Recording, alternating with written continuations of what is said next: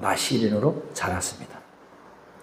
그래서 그 과정, 살아가는 그 과정은 나와 있지 않지만 이제 삼손이 성인이 됐어요. 성인이 됐는데, 자, 오늘 말씀을 통해서 우리가 그럼 과연 이 삼손이 나시린으로서 정말로 그렇게 살아가고 있는지 여러분들이 한번 점검해 보시기 바랍니다. 자, 이 삼손이 자라나서 성년이 됐는데, 오늘 성경에 보니까 가장 먼저 그가 한 일이 바로 뭐냐면 블레셋 여인과 결혼하겠다는 겁니다. 근데 이게 왜 문제가 되느냐? 하나님께서는 이 이스라엘 사람들이 이방 여인들과 결혼하는 거 원치 않으셨거든요. 그 왜 원치 않으셨느냐? 이방 여인들과 결혼하게 되면 그 이방 여인들이 믿고 있는 우상들을 숭배하기 때문에, 그래서 하나님께서 이방 여인들과 이방 사람들과 결혼하지 못하게 했거든요. 그런데 결혼할 정년기가 되어서 부모에게서 한다는 소리가 나 블레셋 여인과 결혼하겠습니다. 그랬더니 펄쩍 뛰죠, 부모님들이. 어떻게 할례 받지 않은 그런 블레셋 사람에게 가서 네가 아내를 맞으라고 하느냐. 제가 그 여인을 사랑합니다. 뭐 사랑한다는데 어떻게 막을 수 있어요? 못 막죠. 자, 그랬더니 성경에 보니까 그의 부모는 이 일이 여호와께로부터 나온 것인 줄 알지 못하였더라 그랬는데, 많은 사람들이 오해하는 게 바로 뭐냐면요, 블레셋 여인과 결혼하는 게 여러분 여호와의 뜻이 아닙니다. 뭐가 여호와의 뜻이냐? 블레셋을 멸망시키고 블레셋으로부터 이스라엘을 구원하는 게 하나님의 뜻이었거든요.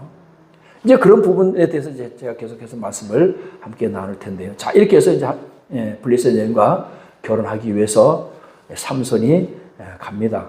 가다가 가는 도중에 뭘 만났냐면 사자를 만났어요.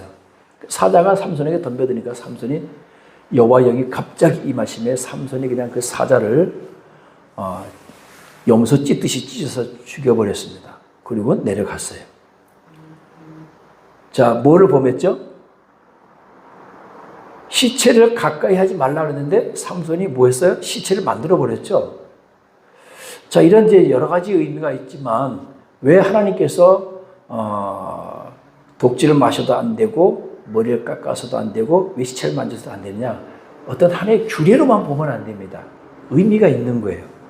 사사로서 나시린으로서 하나님의 일을 해야 되는데 독주를 마시게 되면 어떻게 됩니까? 술 취하게 되면 실수하게 되죠.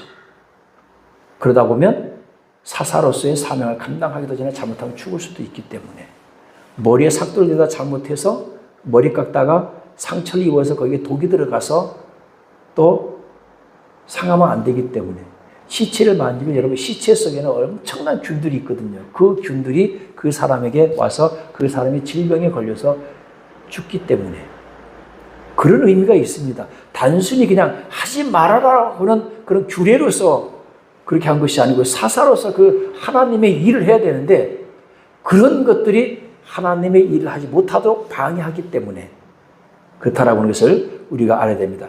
그러니까 시체를 만지지 말라고 하니까 이미 벌써 사자를 죽여서 시체를 만들어 버렸죠.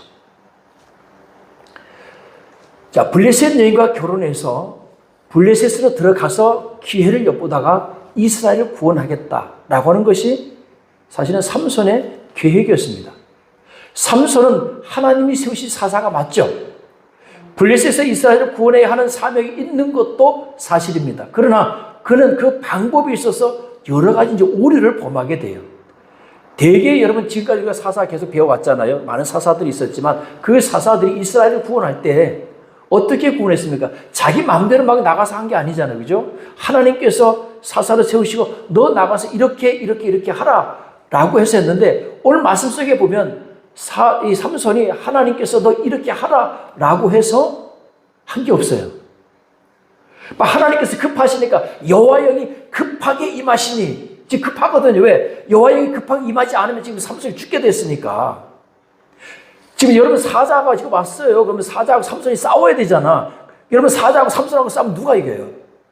우리가 상식적으로 인간이 사자를 찢어 죽일 수 있는 힘을 가진다라고 하는 게 그게 보통 힘입니까? 그래서 지금 하나님이 급하신 거야. 그냥 뒀다가는 삼손 죽게 생겼어요. 어떻게 해야 돼? 여호와의 영이 급하게 임하시니.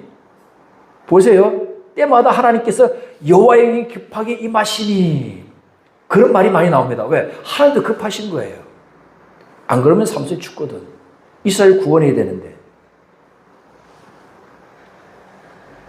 여러분, 하나님의 일을 위해서 방법은 아무렇게나 해도 괜찮다. 그런 의미는 아닙니다. 이방인과 결혼하지 말라는 말씀을 그는 벌써 이미 정면으로 위반했죠. 어쩔 수 없이 하나님께서는 사자에게 일도 하기 전에 삼손이 죽으면 안 되잖아요. 일해야 되는데. 하나님의 일을 위해서라면, 우리가 영혼을 구원하기 위해서라면 좀 무리한 방법을 써도 괜찮다 라고 많은 성도들이 생각을 하는데요. 아닙니다. 하나님은 방법까지도 선해야 되고 방법까지도 하나님의 뜻대로여야 된다라고 말씀하고 있습니다. 우리 그런 말 많이 하죠. 뭐로 가도 서울만 가면 된다. 이것이 여러분 우리에게 얼마나 많은 사람들이 이것을 자기 합리화시키는지 모릅니다. 뭐로 가도 서울만 가면 된다. 일단 붙고보자. 일단 단성되고 보자. 이런 것들이 방법을 이것이 옳으냐 틀리냐 이것이 법대로냐 법대로가 아니냐 이걸 따지지 않고 일단은 결과를 내고 보자는 뜻이에요. 어떤 불의한 일을 자기 합리화시킵니다. 여러분 세상은 그렇게 하더라도 우리 그리스도인들은 방법도 선해야 될 줄로 믿습니다. 할렐루야.